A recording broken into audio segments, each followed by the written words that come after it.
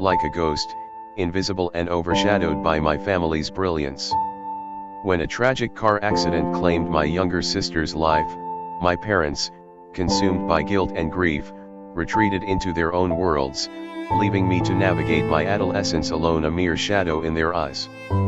Shuffled through a series of foster homes, each more disheartening than the last, my belief that I was a burden deepened. In one home, I faced emotional neglect. The parents were too lost in their own problems to notice me. I remember lying in bed, the muffled sounds of arguments drifting through the thin walls, feeling like an unwelcome guest in a house that had no room for me. In another home, I endured the storm of raised voices and slammed doors, the air thick with tension.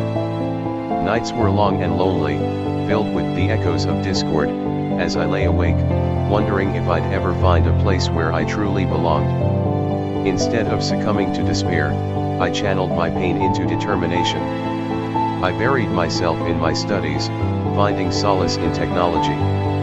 Late nights were spent teaching myself coding, the rhythmic tapping of keys drowning out the chaos around me. Each small victory, mastering a difficult concept or completing a project, ignited a flicker of hope that I could rise above my circumstances. But life had more hurdles in store. Just as I was gaining traction in high school, I was diagnosed with a learning disability. The news hit hard, shaking my confidence. I feared this label would only reinforce my family's view of me as inadequate. My thoughts raced, each one a reflection of my deepest insecurities. Determined not to let it define me, I sought help.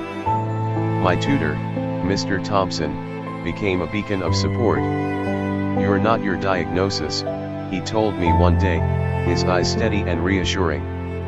"It's just a part of your story, not the whole book." His encouragement fueled my resolve, and I dedicated countless hours to overcoming the challenges it presented. I can still picture those evenings, sitting across from him at a cluttered table, his unwavering belief in me shining through the stacks of textbooks. By graduation, I had secured a full scholarship to a prestigious university. The moment I received the acceptance letter, joy mixed with disbelief surged through me. I could almost hear my sister's laughter in my mind, a reminder of what I was striving for. College was a whirlwind of opportunity. Each project brought me closer to the life I had envisioned, a life free from the shadows of my past. I thrived academically, gaining recognition for my innovative ideas.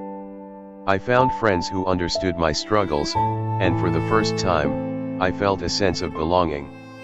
Late-night study sessions and brainstorming over coffee became the norm, as we supported one another in our ambitions. We shared laughter and tears, our bond growing stronger with each challenge we faced together. Just as I began to savor my success, a message from my mother shattered my newfound peace. "We want to reconnect," it read. "We're proud of you and miss you deeply." Anger and betrayal surged within me, igniting a whirlwind of emotions. I remembered the countless nights spent alone, feeling abandoned, and the wound of their absence felt as fresh as ever. I confided in my best friend, Mia, who listened intently as I poured out my heart. "You've worked so hard to build this life. Do you want them to be a part of it?" she asked, her voice gentle yet probing. I hesitated, torn between the desire for reconciliation and the pain of their past abandonment. Ultimately, I decided to invite my family to a gala I was hosting, not as an act of forgiveness, but as a way to reclaim my narrative. The night of the gala arrived, shimmering with possibilities. As I stood at the center of the room, adorned in a tailored suit, confidence surged within me, mingling with trepidation. The elegant lights twinkled like stars overhead, and the air buzzed with laughter and chatter. When my family walked in, their hesitant smiles stirred a complex mix of triumph and uncertainty. My mother's eyes searched for mine, a flicker of regret evident on her face. Taking a deep breath, I approached them, each step heavier with the weight of the past. "It's been a long time," I said, my voice steady yet emotional.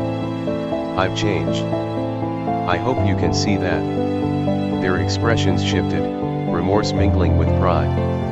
I realized then that while their past actions had shaped me, I was now the architect of my own future. The evening unfolded with laughter and conversation, but my heart remained guarded. I knew this was only the beginning of a long journey toward understanding and healing. Surrounded by friends who truly saw me, I felt a profound sense of peace. I was no longer a shadow, I was a beacon of resilience, ready to embrace whatever came next. In the days that followed, I began to open up to the idea of reconnecting with my family. We exchanged messages, slowly unraveling the complexities of our shared past. I learned about their struggles and regrets, and they began to see the person I had become. Each conversation felt like a step toward a new chapter, a chance to redefine our relationship on my terms. As I navigated this uncharted territory, I knew challenges lay ahead. Yet, with each small victory, I felt stronger, more equipped to face whatever came next. I had built a life grounded in resilience and hope, and I was ready to write the next chapter of my story not just as a survivor, but as a person who had finally learned to shine.